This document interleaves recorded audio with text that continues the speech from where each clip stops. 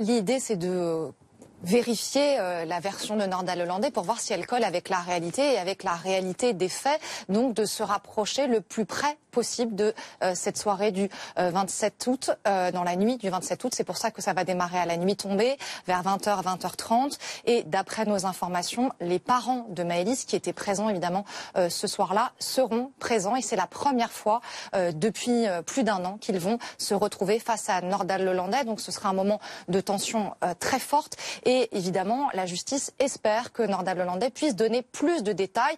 Vous savez qu'il prétend qu'il a quitté cette soirée vers 2h45 parce que Maëlys voulait aller voir ses chiens, qu'elle est montée dans sa voiture et que là, elle s'est mise à paniquer et que du coup, lui-même, pris de panique face au hurlement de la petite fille, il lui a donné une gifle et qu'il s'est rendu compte qu'elle était assommée, qu'elle avait perdu connaissance, qu'il s'est arrêté pour prendre son pouls et toujours selon sa version, il s'est rendu compte qu'elle était morte. Donc il dit qu'il l'a déposée dans une cabane située près du jardin de ses parents à Domsaint, qu'ensuite il est retourné à la salle des fêtes et qu'enfin il est allé la chercher pour l'abandonner définitivement dans ce massif de la Chartreuse. Du coup, la reconstitution, elle va avoir pour objectif d'aller sur ces 3 points, la salle des fêtes, la cabane et le massif de la Chartreuse, sachant que dans la cabane, selon nos informations, il n'y a aucune trace de Maëlys, pas d'ADN. Donc c'est face à ces incohérences que Nordal-Lelandais va être évidemment confronté et évidemment les enquêteurs, les magistrats surtout, vont lui demander de mimer certains gestes pour voir si ça colle.